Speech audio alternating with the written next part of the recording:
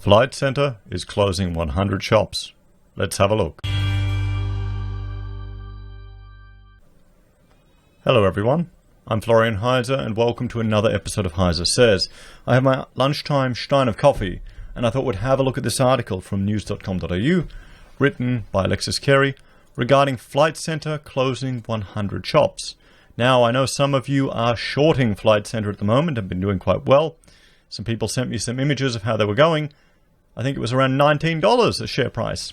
And if we just jump over here and have a look at what the share price currently is, $16.58. So it's not doing too well, guys. Although it's jumped up a little bit on bad news. So Flight Centre, maybe they're probably happy that they're getting rid of the dead weight, so the business will improve with a tourism market that's getting completely hammered. And the announcement from Virgin this morning that the illness is among their flight crew is also a big consideration, big concern. Will you avoid flying, guys? Let me know in the comments.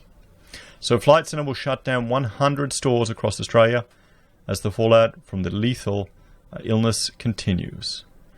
The travel agent made the shocking announcement today that scores of its underperforming outlets would shut down. However, the company did not confirm how many jobs were hanging in the balance or which specific branches would be earmarked for closure. How would you feel working in this industry, guys? Working in Flight Centre, if this is how you find out what's happening? I mean, guys, tourism, $60 billion industry. It's a big chunk of our economy. And it's going to get hammered. Even with the stimulus package, even with everything the government's going to do, it's just going to get hammered. In an announcement to the ASX this morning, Flight Centre blamed the dramatic raft of closures on heightened uncertainty surrounding the illness. Total transaction value trends generally in line with expectations in early 2H trading. But the illness spread and increased travel restrictions mean demand is softening significantly and time-frame recovery is unclear, the statement said. It seems almost like a robot wrote it, doesn't it? It confirmed a strategic response plan was in place, which aimed to protect and grow market share ahead of future rebound while reducing costs, and that there were up to 100 underperforming leisure shops to close in Australia. There you go, 100 shops. How many staff is that going to be? How many jobs will potentially get hit? Flight Centre said it was looking to transfer TTV and sales staff to other shops, while also continuing to invest in new and emerging models, and that there was a solid balance sheet with $1.3 billion in total cash and investments and $189 million positive net debt position at February 29th. So, will they be able to ride it out? Is that what they're hoping? How long is this going to be? Because could it be months? Could it be 6 months? Could it be a year? What do you think, guys? And, well, it'll be interesting to see the latest GDP growth when it comes out and our unemployment figures, guys. Another thing to consider is building approvals, how they're going to hit, how the building industry will get hit. That's another big part of the economy, one that I'm intimately interested in because it's part of my profession, but it'll definitely cop a hit. Travel companies have been particularly ravaged by the illness and the increasing severe travel restrictions imposed by governments in a frantic bid to quell the spread. Both Webjet and Flight Centre fell nearly 20% on Thursday, while Virgin Australia was down 16.7%. Managing Director Graham Turner said although the outlook and the time frame for recovery remained unclear, the company was well placed to overcome challenges. So here's what the stimulus package is, getting. $750 for pensioners and families, $7,000 for apprenticeship, $25,000 for cash flow for employers. Now, this is the thing that people don't understand. I had a lot of people in the comments yesterday complaining, the workers don't get anything. Yeah, you do, guys. Right here. You get the biggest part of it, the 25 grand. How do you think your bosses can afford to pay you when there's no work? The $1 billion for affected regions and the $150,000 instant asset write-off. Now, this is my favorite one. I like this one. I want this to become permanent changes to our tax system. We need to have reform here in Australia. Taxation needs to be simplified, and this is what I'd argue for.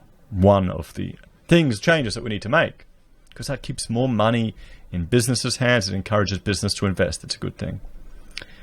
He said the company would draw on its experience with SARS in 2003 and during the GFC in 2009 by seeking to stimulate demand while also implementing sensible cost reduction strategies to maintain its balance sheet strength.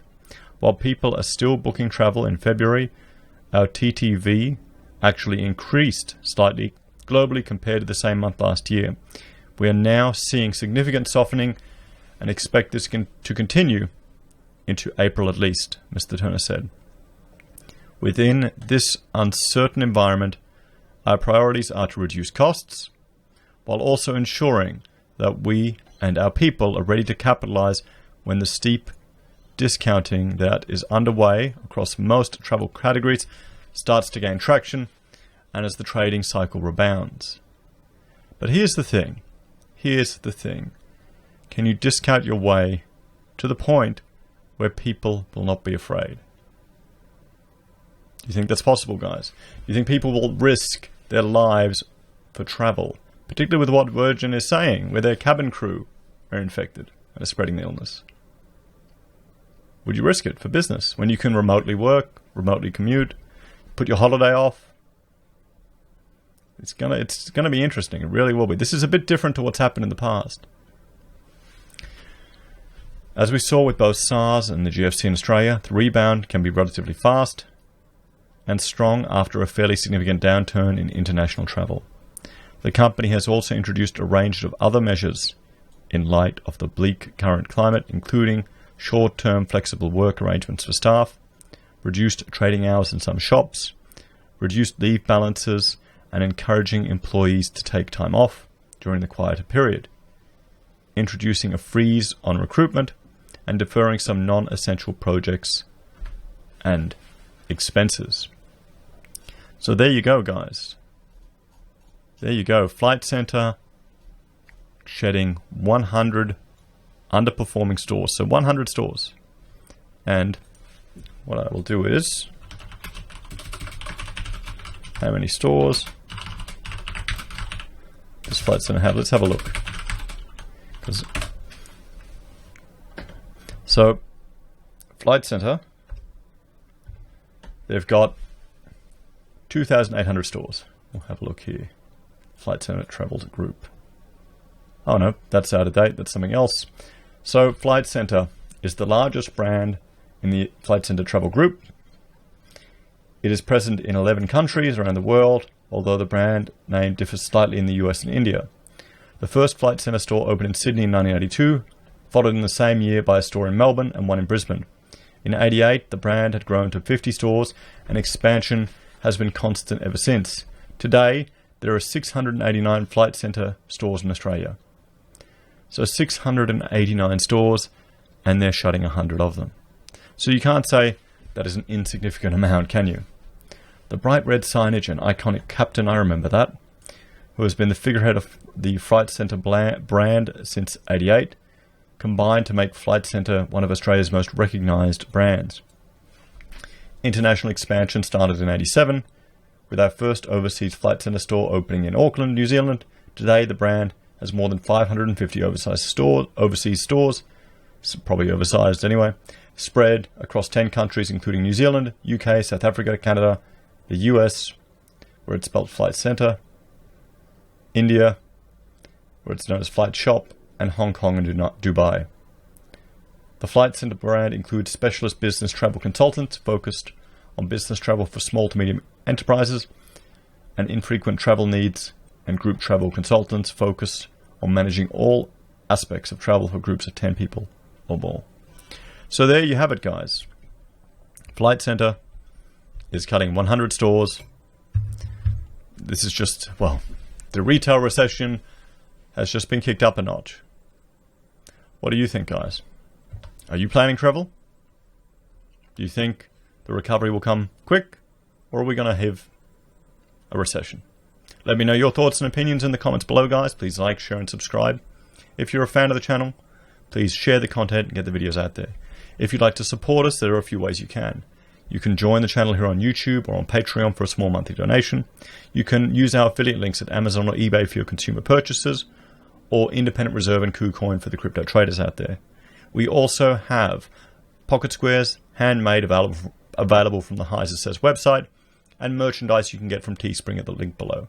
Finally, you can donate to PayPal if you'd like to support us directly. Thank you all very much. Have a great day, and I will see you later. Bye for now.